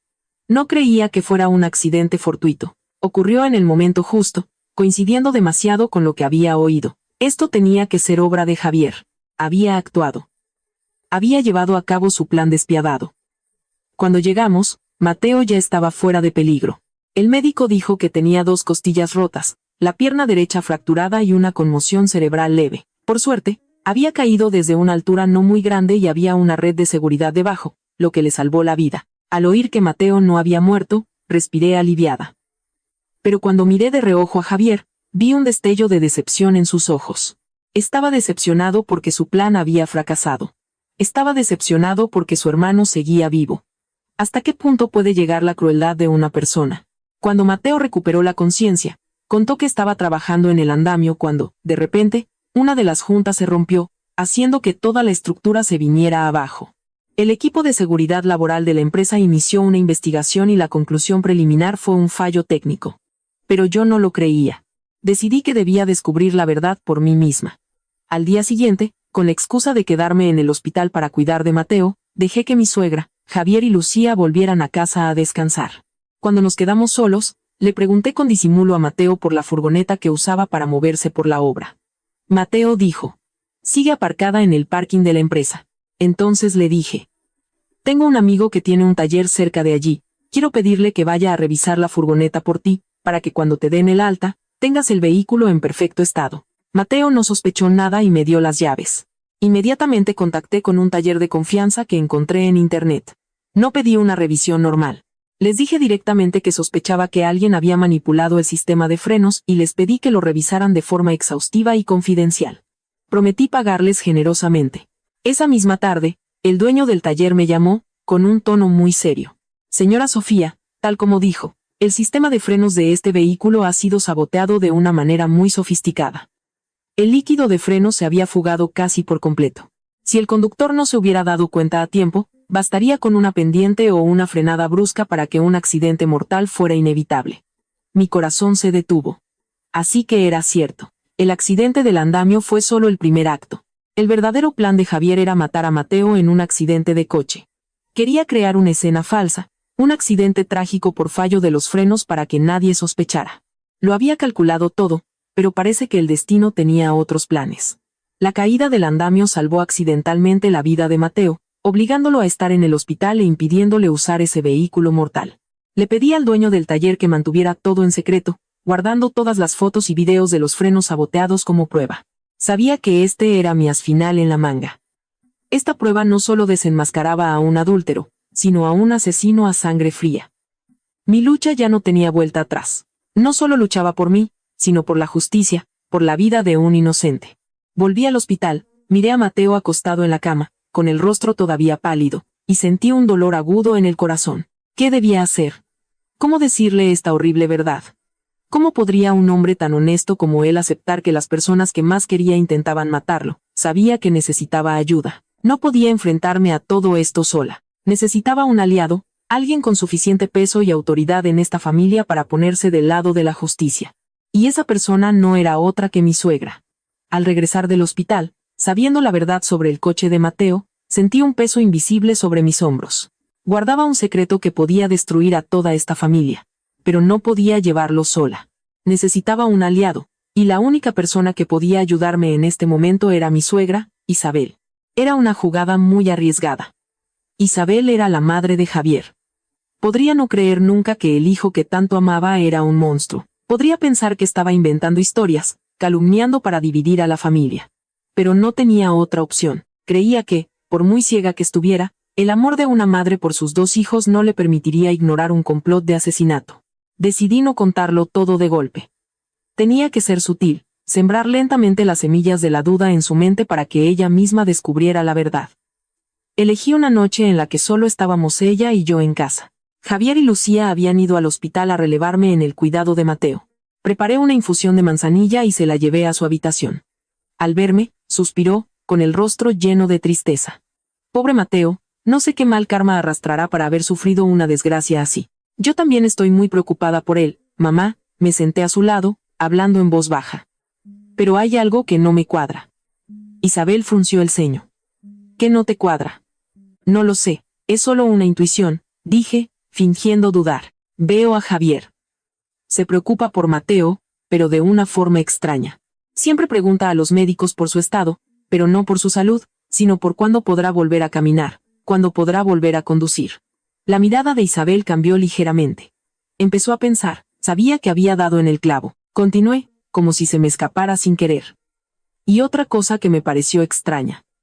El día del accidente de Mateo, esa mañana, vi a Javier merodeando por el aparcamiento durante mucho tiempo.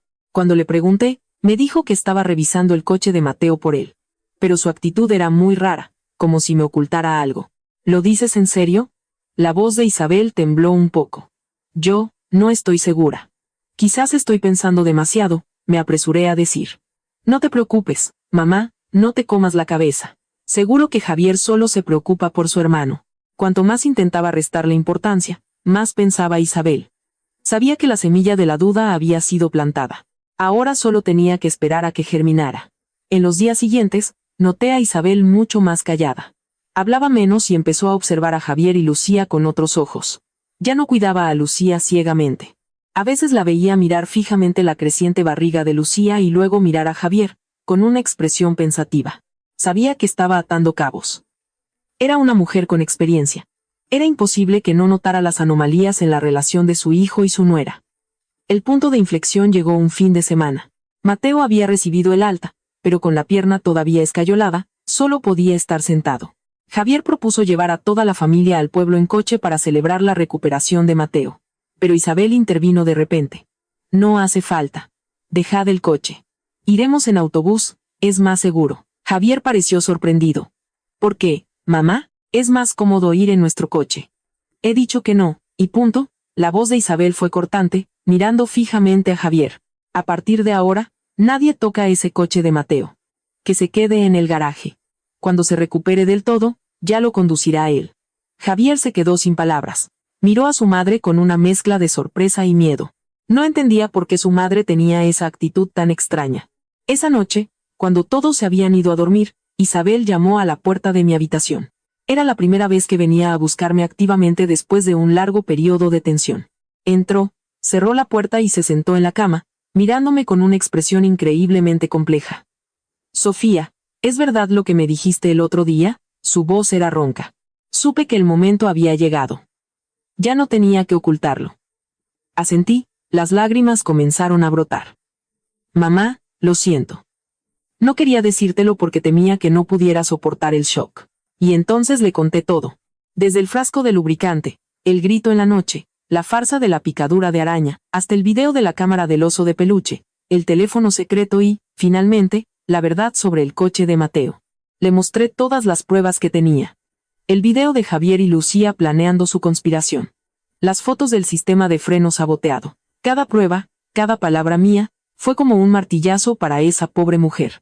Isabel se quedó sentada en silencio, su rostro pasó de la sorpresa al horror, luego al dolor y, finalmente, a una decepción abrumadora. Las lágrimas rodaban por sus arrugas. Lloraba en silencio.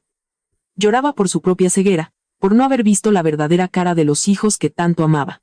Lloraba por su hijo menor, honesto y bueno, que casi pierde la vida a manos de su propio hermano. Después de un largo rato, levantó la cabeza y se secó las lágrimas. Su mirada ya no era la de una madre desconsolada, sino la de una mujer decidida, dispuesta a todo por la justicia. Ya lo entiendo, dijo, con voz firme. He criado cuervos en mi propia casa.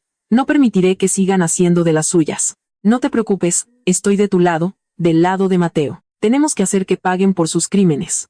Por fin tenía la aliada más importante. La alianza entre mi suegra y yo se había forjado. Ya no éramos suegra y nuera, sino dos mujeres con un objetivo común, destapar el crimen y reclamar justicia. Juntamos trazamos un gran plan, un acto final.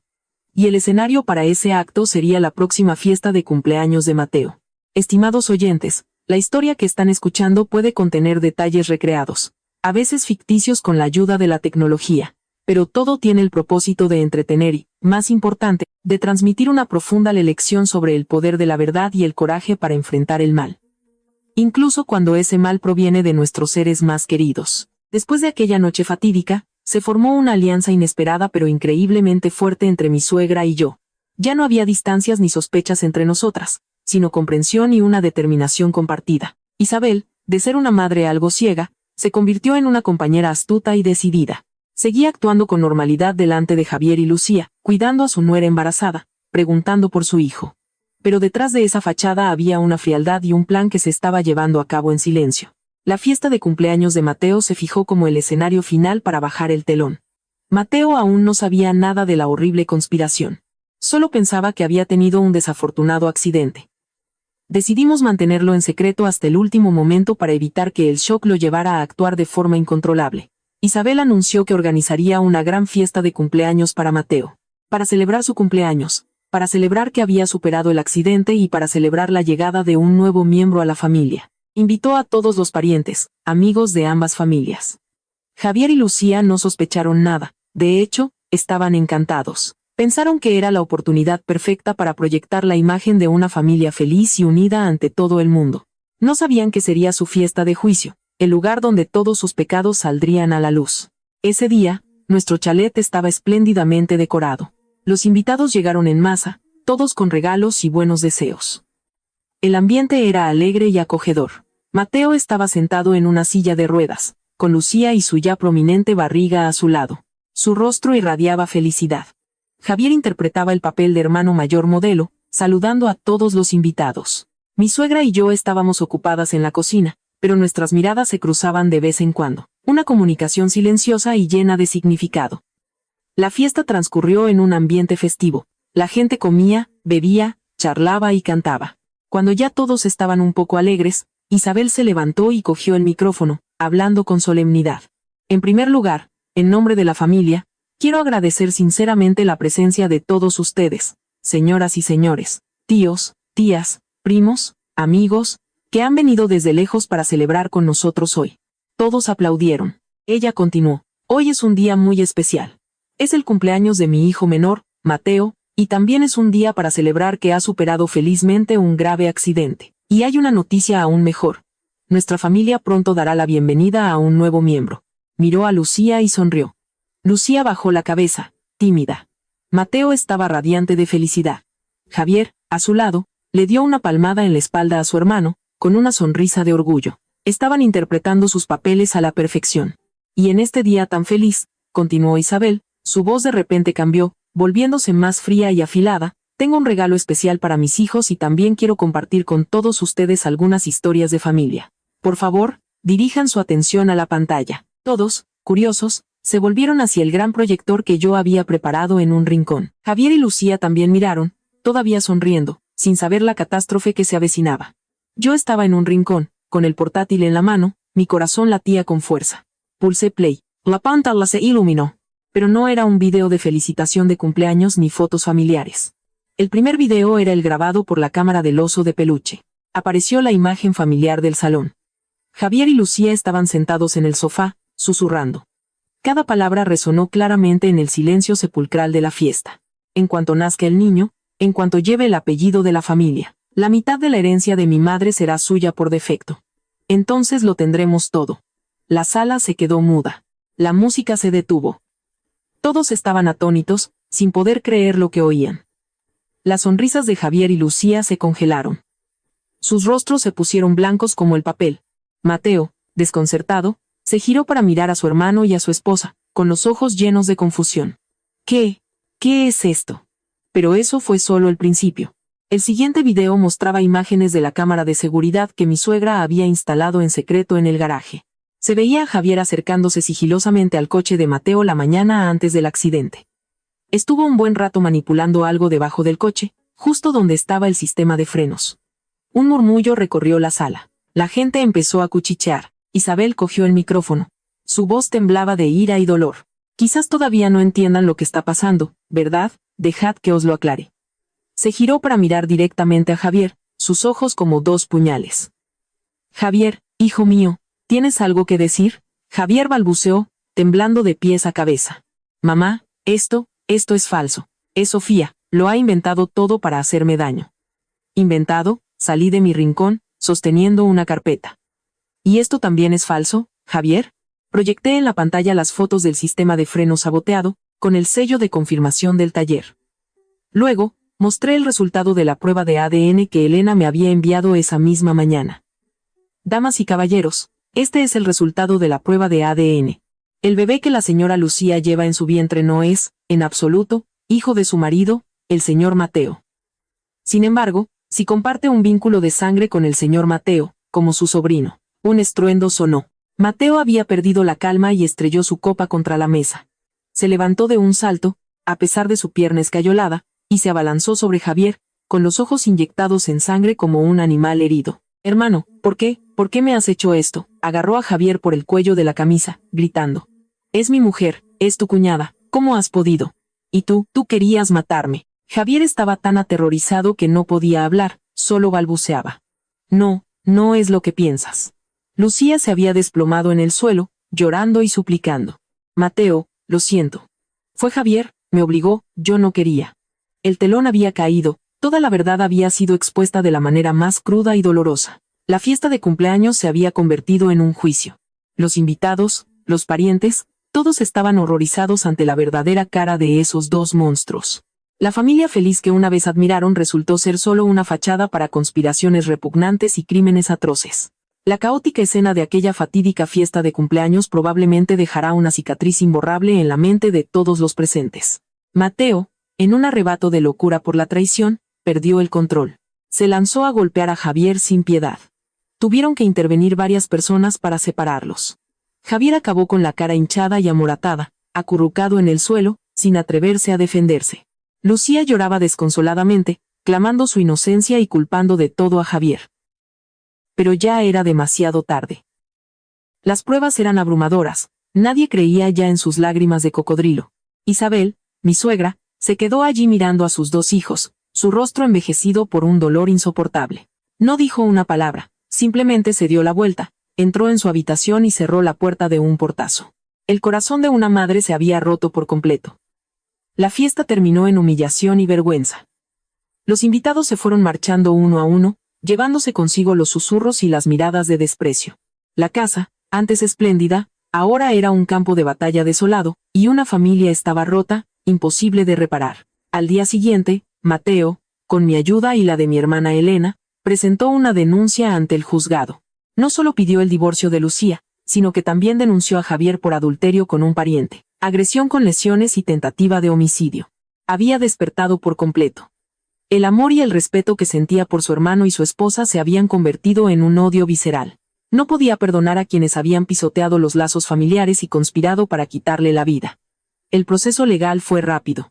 Con las pruebas irrefutables que presentamos, Javier y Lucía no tuvieron ninguna oportunidad de defenderse. El vídeo, las fotos del sistema de frenos, los resultados del ADN, todo fue un golpe mortal que destrozó sus mentiras. Ante el tribunal, se culparon mutuamente. Javier dijo que Lucía lo había seducido. Lucía dijo que Javier la había coaccionado con su poder y su dinero.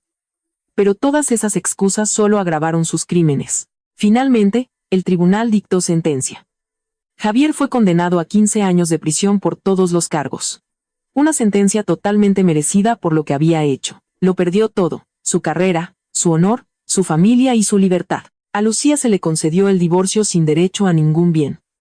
El bebé que llevaba en su vientre, el que una vez consideró su as en la manga, ahora era una carga, una prueba de su deshonra. Su familia, al enterarse de todo, la repudió. Expulsada de la casa, sin hogar, sin dinero y sin nadie, tuvo que enfrentarse sola a un futuro sombrío. Mi suegra, tras el tremendo shock, enfermó. Sufrió un derrame cerebral leve y quedó postrada en cama. El dolor de perder a un hijo, la decepción por el otro y la humillación la habían hundido por completo. Mateo, aunque ganó el juicio, llevaba una herida en el corazón que probablemente nunca sanaría. Perdió la fe en el amor y en la familia. Vendió el chalet, le dio a su madre una parte del dinero para su cuidado, y decidió mudarse al sur para empezar una nueva vida, lejos del lugar que le había causado tanto dolor. Una familia que una vez fue considerada un modelo, ahora estaba destrozada. Cada uno pagó un precio muy alto por sus errores y crímenes. Javier pagó con los años de su juventud en la cárcel. Lucía pagó con una vida de soledad y vergüenza. Mi suegra pagó con el remordimiento y el dolor hasta el final de sus días. Así funciona la ley del karma. Quien siembra vientos, recoge tempestades. La codicia y la maldad, al final, solo conducen a la destrucción. Queridos oyentes, la historia del lubricante manipulado y la torpe farsa de la picadura de araña no es simplemente una situación de celos o una venganza para satisfacer una ira momentánea. Es, en un nivel más profundo, un retrato crudo y doloroso de la degradación moral, de la confianza pisoteada y de la fortaleza de una mujer ante las adversidades de la vida.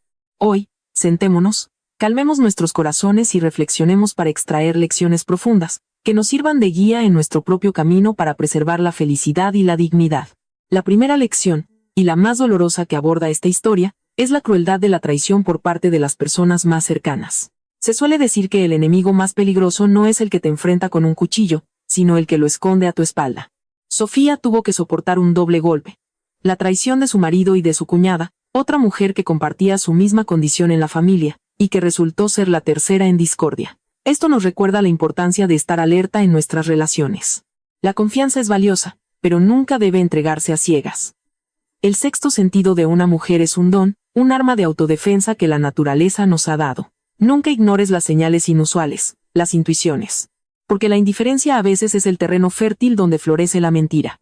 Ama con todo tu ser, pero mantén siempre los ojos abiertos para ver la verdad, por muy cruel que sea. A continuación, la historia es un poderoso testimonio del poder de la calma y la inteligencia. Al descubrir el extraño lubricante, en lugar de gritar y armar un escándalo de inmediato lo que la mayoría de las mujeres haría en un ataque de celos, Sofía eligió un enfoque diferente. Reprimió su dolor, usó el silencio para observar y una táctica audaz para ponerlos a prueba. La acción de mezclar el chile en polvo, aunque drástica, demuestra una fortaleza fuera de lo común. La lección crucial aquí es que en cualquier crisis, quien mantiene la cabeza fría tiene la ventaja. Si Sofía hubiera montado una escena al encontrar el frasco, Javier lo habría negado todo y ella habría quedado como una esposa paranoica y celosa. Pero al dejar que la verdad se revelara por sí misma a través de un grito en mitad de la noche, obtuvo una prueba irrefutable y silenciosa. Mujeres modernas, recuerden, las lágrimas y la ira no resuelven los problemas. Solo la inteligencia y la calma nos ayudarán a proteger nuestra dignidad. Otro aspecto humano que la historia quiere transmitir es una profunda crítica al estilo de vida hipócrita y al encubrimiento familiar. La imagen de la suegra y el marido conspirando para representar la farsa de la picadura de araña y ocultar el pecado, es una llamada de atención sobre el declive moral. Por el que dirán, por la supuesta armonía familiar, están dispuestos a pisotear la moralidad, engañando a la nuera y al propio hermano que trabaja duro lejos de casa. Esto nos enseña que una familia verdaderamente feliz no es la que nunca tiene problemas, sino la que se atreve a enfrentar la verdad para corregir sus errores. Encubrir el mal no es amor, es un veneno que mata la conciencia. Nunca justifiquemos el mal en nombre de los lazos familiares, porque la verdad siempre acaba saliendo a la luz, y cuando lo hace, las consecuencias son mucho peores. La historia también es un recordatorio de la ley del karma. Lucía y Javier pensaron que podían ocultar su relación ilícita en la oscuridad, pero pagaron el precio de inmediato con dolor físico y pánico mental. Ese grito desgarrador no fue solo el dolor de la piel quemada, sino el grito de una conciencia culpable. Cosechas lo que siembras. Los placeres prohibidos construidos sobre el engaño siempre tienen un precio muy alto. Vivamos con honestidad y rectitud, para que cada noche podamos dormir en paz, sin sobresaltos, sin miedo a ser descubiertos, sin vivir en una agotadora mentira. Finalmente, la imagen de Sofía luchando sola por la justicia para ella y para su cuñado es un hermoso ejemplo de resiliencia. No eligió conformarse con el mal, no eligió hacer la vista gorda para mantener la apariencia de un hogar feliz. Eligió el camino espinoso de exponer la verdad, sabiendo que sería doloroso. La lección más grande aquí es el valor de la autoestima. Las mujeres no nacimos para tolerar la traición. Tenemos derecho a ser amadas, respetadas y a vivir en un entorno honesto. Cuando la confianza se rompe, hay que tener el valor de dejar ir lo que ya no nos merece.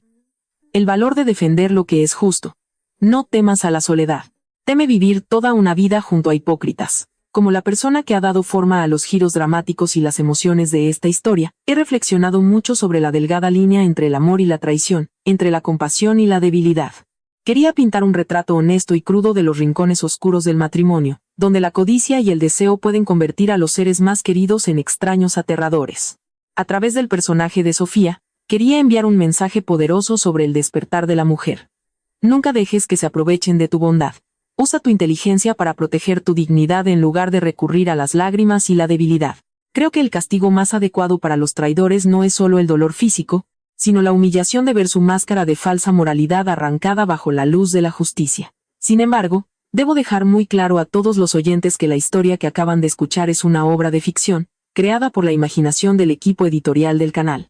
Nuestro único propósito al crear este contenido es ofrecer momentos de entretenimiento cautivador, al tiempo que integramos profundas lecciones educativas sobre la moralidad familiar y social.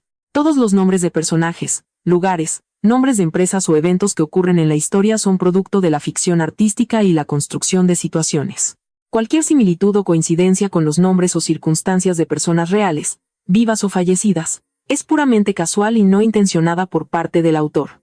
Garantizamos que este guión es una propiedad intelectual original, escrita y editada exclusivamente por el equipo creativo del canal, asegurando su originalidad y unicidad.